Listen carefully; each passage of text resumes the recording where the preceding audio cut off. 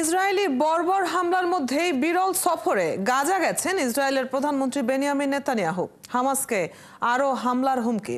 প্রায় ৩০ দূতাবাস ও কনসুলেট বন্ধ করতে যাচ্ছে ট্রাম্প সরকার। এদিকে সবকিছু ধ্বংস করে দিচ্ছে ট্রাম্প প্রশাসন। কঠোর সমালোচনা করলেন সাবেক মার্কিন প্রেসিডেন্ট। অন্যদিকে ট্রাম্পের সাথে বাণিজ্য যুদ্ধের মধ্যেই নতুন বার্তা নিয়ে মালয়েশিয়ায় চীনা প্রেসিডেন্ট। ইরাকে প্রবল বালুঝড়ে অসুস্থ হয়ে হাসপাতালে ভর্তি ৩,৭০০ শতাধিক। জানাবো সেই খবরও বিশ্বের নানা প্রান্তের এমন সব খবর নিয়ে বিশ্বযোগের আজকের আয়োজনে স্বাগত জানাচ্ছি আমি রুবাইয়া তদিতি। গাজায় গেল ২৪ ঘন্টায় ইসরায়েলি বাহিনীর হামলায় ২৩ জন ফিলিস্তিনি নিহত হয়েছেন। এই নিয়ে গাজায় এখন পর্যন্ত নিহতের সংখ্যা ৫১,০০০ ছাড়িয়ে গেছে। এছাড়া মার্কিন ইসরায়েলি সেনা এডান আলেকজান্ডারের পাহারায় থাকা গোষ্ঠীর সাথে হামাসের যোগাযোগ বিচ্ছিন্ন হয়ে গেছে। এদিকে গাজায় বিরল এক সফরে গিয়েছেন ইসরায়েলের প্রধানমন্ত্রী বেনিয়ামিন নেতানিয়াহু। আরও জানাচ্ছেন ঋতু সাহা। গাজায় সর্বাত্মক হামলা চালাচ্ছে ইসরায়েল। শরণার্থীদের তাঁবু লক্ষ্য করে চলছে ইসরায়েলের তাণ্ডব। মঙ্গলবার গাজার জাবালিয়া শরণার্থী শিবির সহ গাজা শহর, গাজার দক্ষিণাঞ্চলের রাফা শহর ও খান ইউনিস সহ বেশ কয়েকটি এলাকায় ব্যাপক বিমান হামলা চালিয়েছে তারা। এতে হতাহত হয়েছেন অনেকে। তারা এখানে মধ্যরাতে একটি তাঁবুতে ঘুমন্ত এক পরিবারের উপর বিমান হামলা চালায়। হামলায় মা সন্তান সহ পরিবারের সবাই মারা গেছে। ইসরায়েলের নির্দেশনা অনুযায়ী এই জায়গাটা নিরাপদ ছিল। এখন এখানেও হামলা চালাচ্ছে তারা। গাজায় এখন আর কোনো নিরাপদ জায়গা নেই। ধ্বংসস্তূপের ভেতর থেকে আমি আমার ছেলের মরদেহ উদ্ধার করতে পারছি না, কারণ আমাদের কাছে প্রয়োজনীয় সরঞ্জাম নেই। আমরা এই বাড়িটিতে মোট ৪০ জন ছিলাম, যাদের মধ্যে ২৭ জন আমার পরিবারের সদস্য। ইসরায়েলের বোমা হামলায় আমি তাদের সবাইকে হারিয়েছি। এছাড়া হামাসের সামরিক শাখা জানিয়েছে মার্কিন ইসরায়েলি সেনা এডান আলেকজান্ডারের পাহারায় থাকা গোষ্ঠীর সাথে তাদের যোগাযোগ বিচ্ছিন্ন হয়ে গেছে। মূলত এই বন্দীকে যেখানে রাখা হয়েছিল সেখানে ইসরায়েল বোমা হামলা শুরু করার পর তাদের গোষ্ঠীটির সাথে যোগাযোগ বিচ্ছিন্ন হয়ে যায়। এদিকে মঙ্গলবার গাজায় এক বিরল সফর করেছেন ইসরায়েলের প্রধানমন্ত্রী বেনিয়ামিন নেতানিয়াহু। সেখানে গিয়ে হামাসের ওপর আরও হামলার হুমকি দেন তিনি। আরও আঘাতের শিকার হবে হামাস। আমরা জোর দিয়ে বলছি, হামাসকে আমাদের জিম্মিদের মুক্তি দিতে হবে। এরই মধ্যে আমরা আমাদের লক্ষ্যে অনেকটাই পূরণ করেছি। এর জন্য আমাদের ইসরায়েলি সেনাদের অসংখ্য ধন্যবাদ। এছাড়া ইসরায়েলি সেনাদের ইরানের সর্বোচ্চ নেতা আয়াতুল্লাহ আলী খামেনির একটি বার্তা দেখিয়ে নেতানিয়াহু বলেন, ইরানের নেতা আবারও ইসরায়েলকে ধ্বংসের আহ্বান জানিয়েছেন। ঋতু সাহা, ৭১। দক্ষিণ লেবাননের আইতারুনের কাছে বিমান হামলায় হিজবুল্লাহর একজন কমান্ডারকে হত্যার দাবি করেছে ইসরায়েলি সেনাবাহিনী। এক প্রতিবেদনে এই খবর জানিয়েছে সংবাদ মাধ্যম আল জাজিরা। ইসরায়েলি সেনাবাহিনীর এক বিবৃতিতে বলা হয়, দক্ষিণ লেবাননের আইতারুন এলাকায় হিজবুল্লাহর স্পেশাল অপারেশনস এর একজন প্লাটুন কমান্ডারকে হত্যা করা হয়েছে, তবে তার নাম প্রকাশ করা হয়নি। লেবাননের স্বাস্থ্য মন্ত্রণালয় এর আগে জানিয়েছিল ওই হামলায় একজন নিহত এবং এক শিশু সহ ৩ জন আহত হয়েছেন। এদিকে জাতিসংঘের মানবাধিকার সংস্থা জানিয়েছে যে যুদ্ধবিরতি কার্যকর হওয়ার পর থেকে লেবাননে ইসরায়েলি বাহিনীর হামলায় কমপক্ষে ৭১ জন বেসামরিক লোক নিহত হয়েছেন।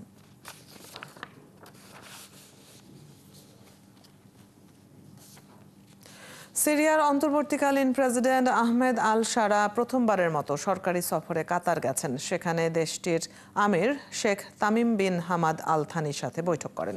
সফরের মূল আলোচ্য বিষয় ছিল দ্বিপাক্ষিক সম্পর্কের উন্নয়ন এবং আঞ্চলিক নিরাপত্তা পরিস্থিতি। কাতারের আমিরি দেওয়ানের এক বিবৃতিতে জানানো হয়েছে, দুই নেতা রাজনৈতিক ও কূটনৈতিক সহযোগিতা আরও গভীর করার উপায় নিয়ে আলোচনা করেন। পাশাপাশি তারা আঞ্চলিক ও আন্তর্জাতিক অঙ্গনে চলমান গুরুত্বপূর্ণ পরিস্থিতি পর্যালোচনা করেন এবং নিরাপত্তা ও স্থিতিশীলতা জোরদার করার বিষয়ে মতবিনিময় করেন।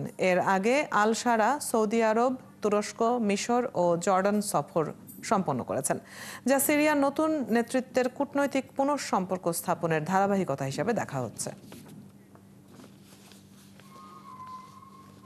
ওয়াশিংটনের সাথে চুক্তি করতে চাইলে তেহরানকে অবশ্যই পারমাণবিক সমৃদ্ধকরণ কর্মসূচি বাতিল করতে হবে, এমনটা জানিয়েছেন যুক্তরাষ্ট্রের বিশেষ দূত স্টিভ উইটকফ। আগামী শনিবার মাস্কাটে দ্বিতীয় দফা আলোচনা শুরুর আগে এমন দাবি জানালো যুক্তরাষ্ট্র। এক বিবৃতিতে উইটকফ বলেন, মধ্যপ্রাচ্যের শান্তি, স্থিতিশীলতা এবং সমৃদ্ধির জন্য যে কোনো চূড়ান্ত ব্যবস্থার মধ্যে একটি কাঠামো তৈরি করতে হবে। ইরানকে তার পারমাণবিক সমৃদ্ধকরণ এবং অস্ত্রায়ন কর্মসূচি সম্পূর্ণ বাতিল করতে হবে বলেও জানান তিনি। উইটকফ আরও বলেন, বিশ্বের জন্য আমরা একটি কঠিন ও ন্যায্য চুক্তি করব যা টেকসই হবে। প্রেসিডেন্ট ট্রাম্প এমনটাই বলেছেন বলে জানান তিনি। উইটকফের মতো একই কথা বলেছেন মার্কিন পররাষ্ট্র দপ্তর। যুক্তরাষ্ট্র ইরানের ইউরেনিয়াম সমৃদ্ধকরণ বাতিল চায় বলে জানায় স্টেট ডিপার্টমেন্ট। এর আগে গত শনিবার ওমানে একটি পারমাণবিক চুক্তিতে পৌঁছাতে প্রথম দফার আলোচনায় বসে যুক্তরাষ্ট্র ও ইরান। বৈদেশিক কূটনীতিতে ব্যাপক পরিবর্তন আনতে যাচ্ছে যুক্তরাষ্ট্রের ট্রাম্প প্রশাসন। বিভিন্ন দেশে অবস্থিত যুক্তরাষ্ট্রের প্রায় 30 দূতাবাস ও কনসুলেট বন্ধ করার সিদ্ধান্ত নিয়েছে তারা। স্টেট ডিপার্টমেন্টের অভ্যন্তরীণ নথির বরাতে এই তথ্য জানিয়েছে সিএনএন। নথির বরাতে সিএনএন বলছে 10 দূতাবাস ও 17 কনসুলেট বন্ধ করতে যাচ্ছে যুক্তরাষ্ট্র। এগুলো বেশিরভাগই ইউরোপ ও আফ্রিকায় অবস্থিত। এশিয়া ও ক্যারিবিয়ান দ্বীপপুঞ্জের একটি করে এই তালিকায় রয়েছে। ওই নথিতে সোমালিয়া ও ইরাকে যুক্তরাষ্ট্রের কূটনৈতিক মিশনগুলোর কার্যক্রম কমানোর কথা বলা হয়েছে। পাশাপাশি অন্যান্য কূটনৈতিক মিশনগুলোর আকার পরিবর্তন করার সুপারিশ করা হয়েছে। বন্ধ হওয়া দূতাবাস দেশে থাকা দূতাবাস থেকে চালানো হবে বলে ওই নথিতে উল্লেখ করা হয়েছে। বিষয়টি নিয়ে সিএনএনের প্রতিক্রিয়ায় সাড়া দেয়নি স্টেট ডিপার্টমেন্টের মুখপাত্র ট্যামি ব্রুস।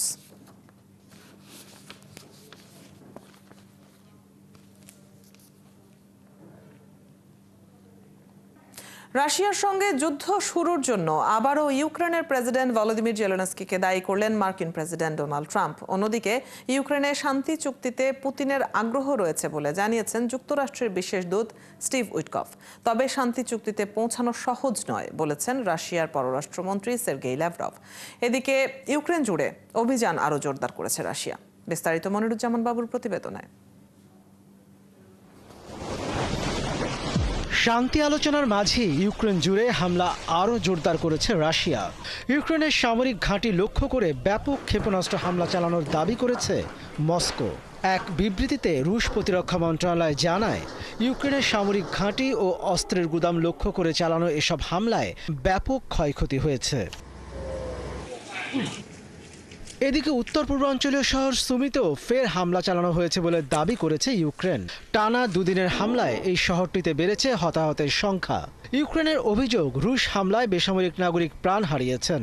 তবে রাশিয়া বলছে হামলা চালানো হয়েছিল ইউক্রেনীয় সেনাদের লক্ষ্য করে। এদিকে রাশিয়ার কুরস্ক শহরে ড্রোন হামলা চালিয়েছে জেলেনস্কির সেনারা। এতে কয়েকজন হতাহত হয়েছেন। ইউক্রেনের প্রেসিডেন্ট জেলেনস্কির দাবি, চলতি মাসে আকাশ থেকে ইউক্রেনে এ পর্যন্ত 2000-এর বেশি বোমা ফেলেছে রুশ সেনারা। এছাড়া বিভিন্ন পাল্লার 60টি ক্ষেপণাস্ত্র ছুড়েছে তারা। এর মধ্যে রাশিয়ার সঙ্গে যুদ্ধ শুরুর জন্য ইউক্রেনের প্রেসিডেন্ট জেলেনস্কিকে দায়ী করেছেন মার্কিন প্রেসিডেন্ট ডোনাল্ড ট্রাম্প। যখন আপনি যুদ্ধ শুরু করেন তখন তো আপনাকে বুঝতে হবে যে আপনি এই যুদ্ধে জিততে পারবেন কিনা। এমনটা ঠিক না যে আপনি নিজের চেয়ে 20 গুণ বড় কারো বিরুদ্ধে যুদ্ধ শুরু করবেন আর তারপর আশা রাখবেন যে অন্যরা আপনাকে কিছু ক্ষেপণাস্ত্র দেবে। এমনকি চলমান যুদ্ধে পুতিন, জেলেনস্কি আর বাইডেনের কারণে ইউক্রেনের লাখ লাখ মানুষ প্রাণ হারিয়েছেন বলেও দাবি করেন মার্কিন প্রেসিডেন্ট। তবে শিগগিরই যুদ্ধবিরতির সম্ভাব্য চুক্তির বিষয়ে আশাবাদী বলেও জানান ট্রাম্প। ইউক্রেন যুদ্ধ বন্ধে একটি স্থায়ী শান্তি চুক্তির জন্য রুশ প্রেসিডেন্ট ভ্লাদিমির পুতিন প্রস্তুত রয়েছেন বলে মন্তব্য করেছেন যুক্তরাষ্ট্রের বিশেষ দূত স্টিভ উইটকফ। এক সাক্ষাৎকারে তিনি বলেন, পুতিন যে অনুরোধটি করেছেন সেটি হলো স্থায়ীভাবে শান্তি প্রতিষ্ঠা। তবে উইটকফের মতো চুক্তি নিয়ে অতটা আশার কথা শোনাননি রুশ পররাষ্ট্রমন্ত্রী সের্গেই ল্যাভরভ। তিনি বলেন, সমঝোতার মূল বিষয়গুলো নিয়ে ঐক্যমতে পৌঁছানো সহজ নয়।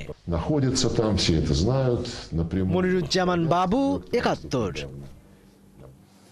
মার্কিন প্রেসিডেন্ট ডোনাল্ড ট্রাম্প হার্ভার্ড বিশ্ববিদ্যালয়ের জন্য বরাদ্দকৃত $2 বিলিয়ন বেশি ফেডারেল তহবিল স্থগিতের ঘোষণা দেওয়ার কয়েক ঘন্টার মধ্যেই প্রতিষ্ঠানটির মূল্যবান কর ছাড় সুবিধা বাতিলের হুমকি জানিয়েছেন। মঙ্গলবার সকালে সামাজিক যোগাযোগ মাধ্যমে দেয়া এক পোস্টে ডোনাল্ড ট্রাম্প শুধু ফেডারেল তহবিল স্থগিতেই সীমিত না থেকে হার্ভার্ডের কর ছাড় সুবিধাকে সরাসরি নিশানা করেন। কর ছাড় সুবিধা বাতিল হলে হার্ভার্ড বিশ্ববিদ্যালয়ের প্রতি বছর বিপুল আর্থিক ক্ষতির মুখে পড়তে হতে পারে। যুক্তরাষ্ট্রের বিশ্ববিদ্যালয়গুলোর পাশাপাশি অনেক ধর্মীয় ও দাতব্য সংস্থাও ফেডারেল আয়কর পরিশোধ করা থেকে অব্যাহতি পেয়ে থাকে। তবে এই মূল্যবান কর ছাড় সুবিধা তখনই বাতিল হতে পারে যখন কোনো প্রতিষ্ঠান রাজনৈতিক কর্মকাণ্ডে জড়ায় বা নিজেদের ঘোষিত উদ্দেশ্য থেকে সরে আসে।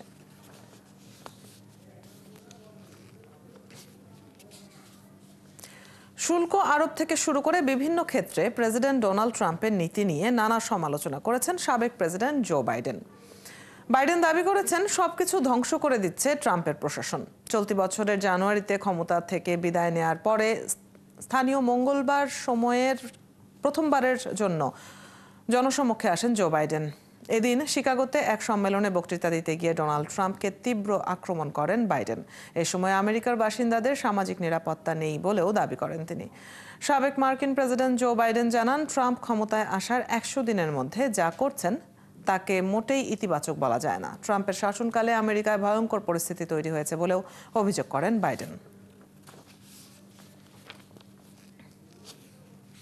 দক্ষিণ পূর্ব এশিয়ায় সফরের অংশ হিসেবে মালয়েশিয়ায় পৌঁছেছেন চীনের প্রেসিডেন্ট শি জিনপিং। বিমানবন্দরে তাকে স্বাগত জানান মালয়েশিয়ার প্রধানমন্ত্রী আনোয়ার ইব্রাহিম সহ দেশের শীর্ষ কর্মকর্তারা। ওয়াশিংটনের সঙ্গে তীব্র বাণিজ্য যুদ্ধের মধ্যে দক্ষিণ এশিয়ার দেশগুলোর জন্য বেইজিং যুক্তরাষ্ট্রের চেয়ে বেশি নির্ভরযোগ্য বাণিজ্যিক অংশীদার, এমন বার্তা দিতেই জিনপিংয়ের এই সফর বলে মনে করা হচ্ছে। সফরে আনোয়ার ইব্রাহিমের সাথে বৈঠক করেন শি জিনপিং। বৈঠকে পরস্পর স্বার্থ সংশ্লিষ্ট বিষয় ছাড়াও গুরুত্ব পেয়েছে দুই দেশের বাণিজ্যিক সম্পর্ক। মালয়েশিয়ার সরকারি সংবাদ সংস্থা বার্নামার দেয়া তথ্য অনুযায়ী বৈঠক শেষে শি জিনপিং বলেন, উচ্চ স্তরের কৌশলগত সহযোগিতা আরও গভীর করা চীন ও মালয়েশিয়া উভয়েরই সাধারণ স্বার্থের জন্য এবং এই অঞ্চল ও বিশ্বের শান্তি, স্থিতিশীলতা এবং সমৃদ্ধির জন্য জরুরি। মালয়েশিয়া থেকে কম্বোডিয়া যাবেন চীনা প্রেসিডেন্ট। আরেকটা বিরতি নিচ্ছি, ফিরে এসে জানাবো বিশ্বের আরও কিছু খবর। 71-এর সাথেই থাকুন। আফগানিস্তানের শক্তিশালী ভূমিকম্প আঘাত এনেছে। রিক্টার স্কেলে এর মাত্রা ছিল 5.6। বুধবার হিন্দুকুশ অঞ্চলে এই ভূমিকম্প আঘাত হানে। এদিকে ফিলিপাইনের দক্ষিণাঞ্চলেও 5.6 মাত্রার একটি ভূমিকম্প আঘাত হানে। আফগানিস্তানে ভূমিকম্পটির উৎপত্তি স্থল ছিল ভূপৃষ্ঠের 121 কিলোমিটার গভীরে এবং এর কেন্দ্রস্থল ছিল বাগলান শহর থেকে 164 কিলোমিটার পূর্বে। তবে ভূমিকম্পের জেরে কোনো হতাহত বা ক্ষয়ক্ষতির খবর পাওয়া যায়নি। ইএমএসসি প্রথমে এই ভূমিকম্পের মাত্রা 6.4 বলে জানিয়েছিল। এদিকে মার্কিন ভূতাত্ত্বিক জরিপ ইউএসজিএস জানিয়েছে, ফিলিপাইনের মিন্দানাও দ্বীপের উপকূলে আঘাত হানা ভূমিকম্পটির গভীরতা ছিল 30 kilometre. Philippine institute of volcanology and seismology জানিয়েছে, ভূমিকম্পটির কেন্দ্রস্থল ছিল মাইতুম শহর থেকে প্রায় 43 কিলোমিটার দক্ষিণ পশ্চিমে। স্থানীয় কর্তৃপক্ষ জানিয়েছে, প্রাথমিকভাবে দেখা গেছে ওই ভূমিকম্প থেকে কোনো উল্লেখযোগ্য ক্ষয়ক্ষতি হয়নি।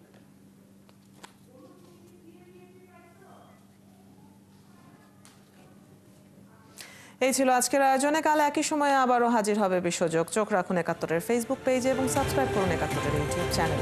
71-এর সাথেই থাকুন।